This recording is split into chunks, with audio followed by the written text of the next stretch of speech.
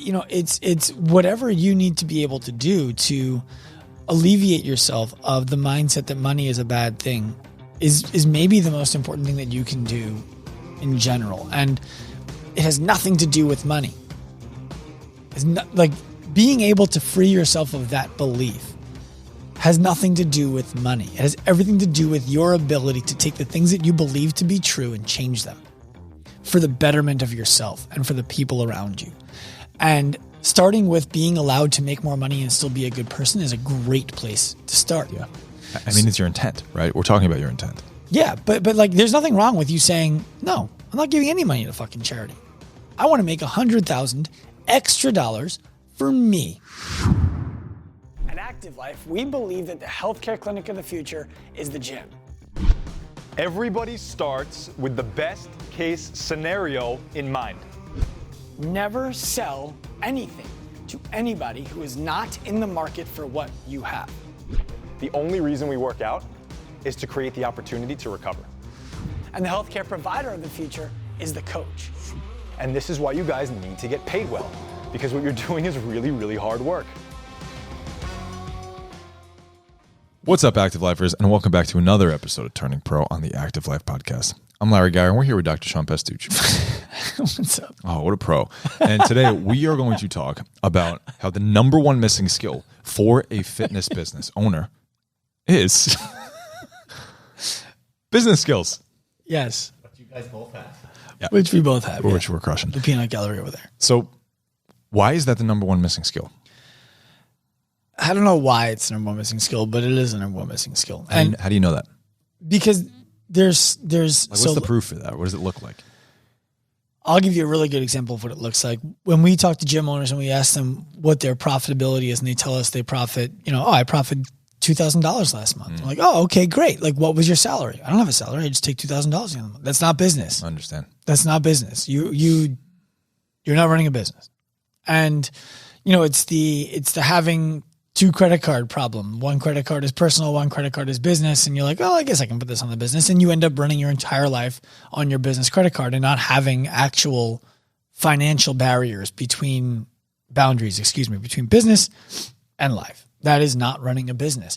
It is paying people, here, paying people there, and not having a clear, defined, how does this person have a career here in this business that isn't business. It's a coach who's working in a field or a trainer who's working in a field that they want to be in for the rest of their life, who's never done the math on how to make that a reality. That's not doing business. It's charging people a price that you made up based on what the local competition is charging because you don't know how else to think about your pricing. That is not running a business. Those are the things that are lacking in fitness. And because those things are lacking, it runs into a waterfall of problems like not building process out because it's not worth it to build process out when you're not running a business. I remember when I first owned my first gym, talking to my partner about some of the things that I wanted to put in place and getting resistance because it was stupid. What's the point of that? And frankly, not having enough business acumen to answer it. And so we just didn't do it. That's not running a business. Those are the things I'm talking about. Okay. So you've seen and are seeing a lot of examples of people who have dissociated this idea somehow between running a gym where people can come to get fit because it's something you're passionate about and you care about and you're maybe even good at doing, but not understanding that if this is where you want to be able to feed yourself, it has to be a business first. Yeah. One of our most successful ProPath gyms is a guy named Bobby Tran from Windsor, Ontario, Canada. It's the unemployment capital of Canada, yeah? That's what he said. All right. Who knows? Bobby says a lot of funny things. I usually believe him. But Bobby, if you're listening, I always believe you. Last week, we were doing a status update. What's going on in the gym? He's like, operations manager took out these refrigerators we weren't using. We only have one refrigerator now, so the other two are on the curb. They got a bunch of the light bulbs changed. They put process into this, and this. Coaching director hired 4 more coaches who are all full time, and those coaches are going through our coaches development program. The marketing manager built out a bunch of programs with graphic design built into them. Should we get shut down again, which they did. He's like, so we're ready to hand out legitimate PDFs and put things online so that they look appropriate. And I sold $8,000 in new membership today. I'm like, that's how a fucking business owner sounds.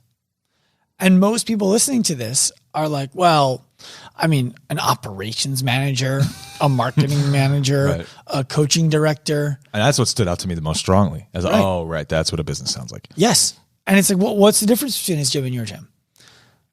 Well, he must be, is he? Is he? Because his gym is just like your gym, except he decided to turn it into a business.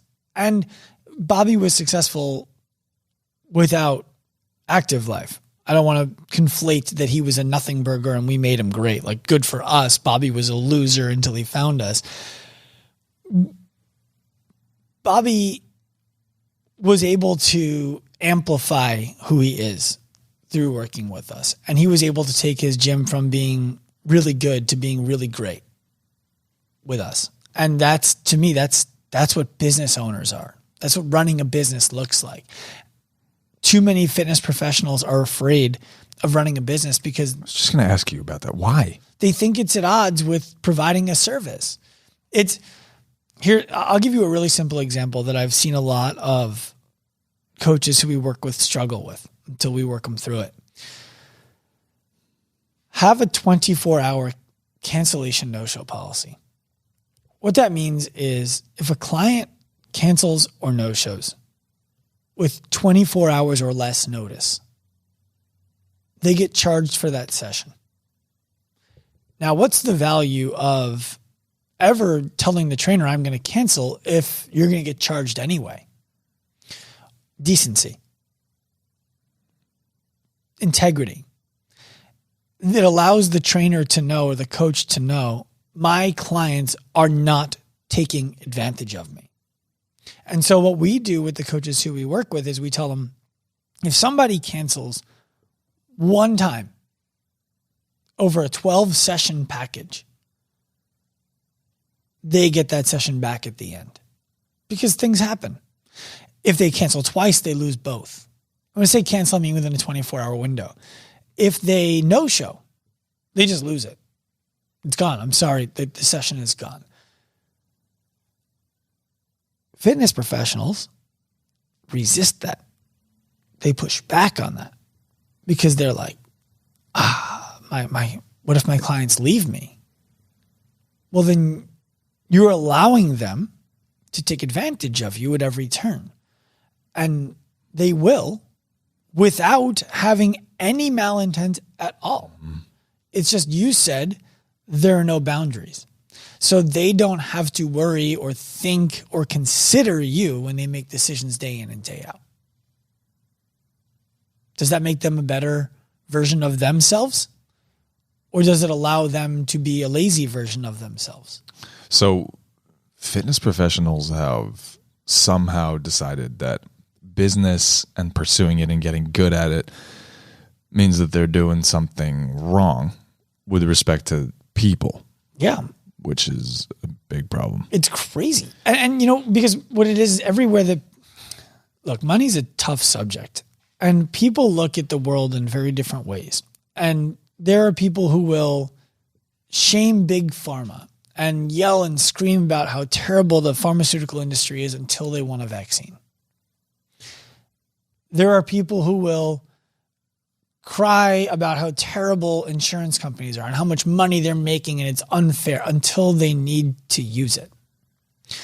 There are people who will absolutely scream from the hilltops that people like Jeff Bezos make way too much money and they shouldn't be allowed to make that kind of money while other people are struggling, without ever taking into consideration the kind of margins that somebody like Jeff Bezos runs on, how quickly that entire thing could become losses in the opposite direction of the same amount. And so when it becomes their turn to be a financially successful business person, they've already associated it with being a negative person, with being a negative entity. Because everybody who they have thought of who is financially successful in their mind has done it in a way that they feel like is unethical. And the reason they feel that way, in my opinion, is because they're lacking context about what's actually going on. So to reference Bobby again, it was through Bobby pursuing all of the profit from running all of those business systems and putting all of those people into clear places that his members are happier and more deeply serviced than they've ever been. Yes. And other gym owners in Bobby's town are coming to Bobby and asking him, how are you doing what you're doing? He just posted the other day, unfortunately, as we speak, today is what, December 22nd? Correct. He posted that another 2 or 3 gyms in his town closed because he's in Canada and they just got shut down again. And they were just like, we can't do this again. And they shut down. And I told him, I know that this sucks even for you. Just the stress of it. It's going to be a great business opportunity for you because all these other places are closing and their members are going to be looking for somewhere to go. And you're going to be the beacon. You're going to be, as we talked about during the first round of the pandemic, that solid rock in the violent sea that somebody can just latch onto and feel safe. I told him he needs to be discerning about who he allows into his culture because when a gym shuts down, it's likely that they weren't running a great business. Now that people don't like to hear that, but unfortunately that's oftentimes going to be true. Of course, there are exceptions. What that means is the people who were patronizing that gym tolerated or even enjoyed being a member of a place that ran poor business practices or less than stellar business practices. Make sure that the people who you bring into your gym fit the culture that you want in your gym instead of just grabbing everybody who comes your way. He agreed, of course. But the big thing about what he's doing differently than he was doing before is he was a one-man, show before. He had coaches, but he would write all the programming. He would design the schedule. He would be in charge of operations, all the things that go on in the gym, the budgets, all that kind of stuff. He was in charge of sales, personal training, coaching classes. He was doing all of that in his business in, January last year. Now, he's only doing what he wants to do. He has the time. He mentioned the other day, he's like, hey, I got 5 hours a day of free time that used to be full of work. Want me to sell Active Life gyms? And I laughed. I was like, yeah, but no, not yet. Like keep doing your thing. But the point is he's making more money doing less maintenance work. And the people whose job it is to do the maintenance work are more fulfilled by doing it because of the way he's running his business. Mm-hmm. And too many gym owners, too many coaches look at running a business as a bad thing because of the way they associate financial success and how you need to be to achieve it. So there's a different relationship with money and financial success and what comes into creating it and asking for it of people that really needs to be had before you want to be a successful business person, because you have to believe that being a successful business person is going to make you feel good about who you are. You have to believe that you can both be a good person and be a financially successful person at the same time. So is the number one skill that people are missing business skill or that understanding? I think business skill is the manifestation. Like lack of business skill is the manifestation of the mindset that being financially successful is immoral. What's the number one way that people can start creating that shift for them? If they're listening to this and they're like, that's contrary to everything I thought and have believed and everyone in my family thinks and a lot of society that I pay attention to believes, but I can get behind what you're saying. I just don't know how to do it. I don't know. I wish I had a really good answer to that. I would throw it back to you and ask you your thoughts on that. Because I grew up in a family, my father made a good living. We were upper middle class. I never wanted for anything when I was a kid. Dad coached Little League. Mom was PTA president. I had a great childhood. I'm not suggesting you didn't. I'm saying that there was the financial wherewithal for my parents to be present in my life at all times was there. The reality that it was a good thing to pursue financial freedom was there. My uncle was a very successful finance guy. My other uncle was a successful finance guy in a different bank. My other uncle was a doctor like my father. My family, it was mostly patriarchal, but my family was financially well-to-do. It wasn't a problem for me growing up. Now, that manifested as different problems for me, right? Because it was, okay, well, I don't want their money. I don't want to inherit things. And I want to be able to outperform what they did because I have this base to start from in terms of security. So that's a different type of stress, but I don't know how to provide a resonant point around money is not a bad thing. Well, so what it sounds like is that it's always been very natural for you to understand, oh, well, this is an of course thing that we ought to have because look at all the good that it can do. Yes. As you bring that up, it's interesting because I remember the time in my life when I was working 16-hour days, Monday through Friday, 12-hour Saturdays, and just taking off Sundays so I could feel bad about what I didn't get done during the week. And during that time in my life, I was clearing less than $30,000 a year living in Long Beach, New York, which is not an inexpensive place to live. The reason I wasn't making any money is because I was afraid to ask for it. I was more than happy to make it, but I was afraid to ask for it. So you projected the pain that people were going to go through in paying you. Yeah. And it wasn't for me until I recognized that I was doing less for others than I could because I was doing less for myself than I needed to, that I just decided, fuck it. Like I need to make enough money to not work a 16-hour day, 5 days a week and a 12-hour Saturday. I need to make enough money that I can take my wife out to dinner. I need to make enough money that I actually feel like I'm contributing in this household. For me, that was the, you know what? I'm throwing all of my fears and all of my concerns out the window because I'm already living my worst case scenario. Okay. That makes a lot of sense. So you knew what bottom was and you knew what direction you wanted to go. I knew what bottom for me was. I wasn't willing to go any lower than that. Mm-hmm. Yeah. I mean, the biggest thing I could wrap my head, it was a little different. I mean, my parents talked about money and why it was so, why they wanted more of it all the time, but they never seemed to have it. And they always seemed to be frustrated about it, but they always talked about it. So it was an interesting relationship with it there. But the couple of things that changed for me are, I made a post one time that was talking about how your willingness to ask for money is directly related to your sense of self-worth. And I think that a lot of people need to have a baseline, like a bottom floor amount of I ought to be around and I ought to be well off. I don't mean financially. I mean, I ought to thrive before they're willing to ask for that. Right. Mm-hmm.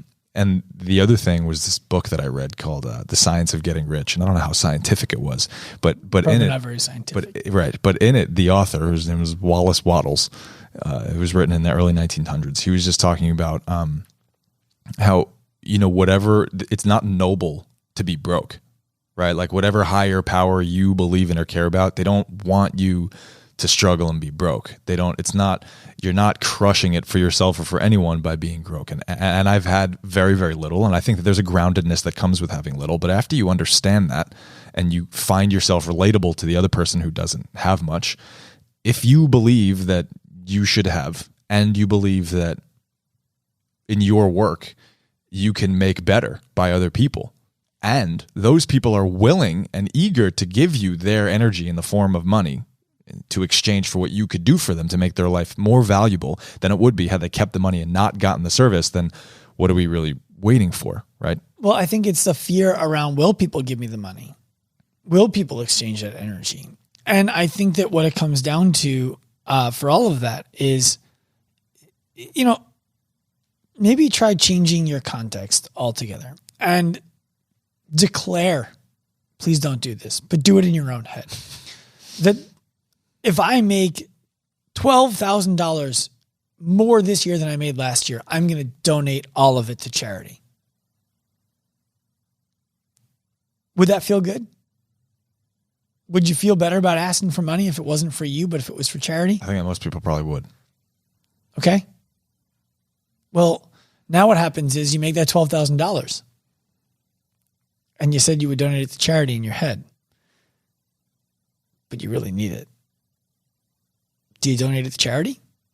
Are you a bad person if you keep it and you never told anybody your plan was to donate to charity? That was just a way that you got yourself to be willing to ask for money. And if you want to stick to it, then it's okay. I'm going to commit to what I said to do, but I think I need to generate $24,000 next year. Right. Earmark that 12 for the charity. Yeah. Because I was a much better version of myself with that extra 12K. And then you make that 12K and you're like, probably should have said 50. You know, it's whatever you need to be able to do to alleviate yourself of the mindset that money is a bad thing is maybe the most important thing that you can do in general. And it has nothing to do with money. It's not like being able to free yourself of that belief has nothing to do with money. It has everything to do with your ability to take the things that you believe to be true and change them for the betterment of yourself and for the people around you. And starting with being allowed to make more money and still be a good person is a great place to start. Yeah. I mean, it's your intent, right? We're talking about your intent. Yeah. But like, there's nothing wrong with you saying, no, I'm not giving any money to fucking charity. I want to make $100,000 extra dollars for me next year. That's okay. And I want to buy a fancy car so I can feel really good about myself. Material things. That's okay. And now I want to buy a Lamborghini one day. That's okay. Who gives a shit what other people think of your purchases with the money that you busted your ass and went through dark moments in your own mind to earn? And I think that's where people create a blind spot for themselves. They're like, yeah, no, I work my ass off, but it's money that I'm creating. It's like, hold on a second, back up. How did it come to you? What is everything that you sacrificed and decided to do for others in order to get it? Right. And this is why I believe this is probably the number one reason why the gyms and the coaches who we work with make more money and have more fulfillment than other people in the industry. It's because I had a text message yesterday from one of our ProPath gym owners who had worked with another mentorship company before us and almost didn't sign up because of the experience he had with them. And he thought that that's just what he could expect. And he showed me that in the foundations program, we run things in what we call blocks. So foundations program, for those of you listening, is where we teach you the foundational needs for a business. Like we said, the number one business problem with fitness businesses is they're not businesses. So for 12 weeks, we help you become a business, while at the same time, we provide the coaches on your team with the mindsets necessary to be there when you're ready to turn the switch and step into your power. In foundations, his first 4 weeks, he did $2,000 in personal training sales. Before this, he had done none. $2,000 in personal training sales. Second block, he did $3,800 in personal training sales. Last block we just did, $7,000 in personal training sales. He's like, my coaches are crushing it. They are thrilled. And he's like, and for me, the biggest thing in the world that I got from this was the mindset that this is okay. That being successful is a good thing. And being, well, everyone's better. Yeah. And he's like, it's changed my life. And if he's listening to this, he's going to send me a text message that he listened to this and it was all true. And the reason I say that is because you can go get business tactics anywhere. Anybody can teach you business tactics, but you hit the point on the head earlier when you said, is it those things that are the problem or is it the mindset? And you were right. It's not those things. Those things are the symptom of the problem, which is that you're lacking the mindset to believe that running a successful business is a virtuous thing to do. It is. It's necessary to be able to support your clients and to support yourself. Yeah, I mean, look, the takeaway here is to remember that money has no flavor until you decide what it's going to be for and what your intention is around it, right? You color and you flavor money with a vibe and a feeling based on what you're going to do with it. You can spend $100 on a gift that makes your heart explode when you think about giving it to the person you care about most, or you can spend $100 on a rusty crowbar that was smeared in something because there's someone that you want to hurt with it. It doesn't matter. It's your intention around the money that is going to flavor and give energy to the experience that's had around the entire exchange of it. Yeah, and that goes, we can wrap this up and bring it back to Bobby from the very beginning of the show. Money's an amplifier. It doesn't change who you are. It reveals who you are. Makes you more who you already are. Yes. Yeah. And so for Bobby, it wasn't like, oh, the gym is making a bunch more money. Let me just put all of it in my pocket and not pay my team. His staff is better paid. His members are better served. Everything about the place is better because he allowed himself to make more money and develop business processes to best spend it. That's what it's all about. And if you want help with that, we would love to bring it to you. You're fucking right. Reach out. 10 Pro. I hope you enjoyed this episode of the Active Life Podcast. If you did, please be sure to head to wherever you listened to it and give us a quality review, as well as 5 stars if you can spare them. If you want more from us, feel free to follow all of our social media accounts at Active Life Professional, Active Life RX, and Dr. Sean Pastuch on Instagram. Remember, at Active Life, we believe that the healthcare clinic of the future is the gym, and the healthcare provider of the future is the coach. We also believe that future is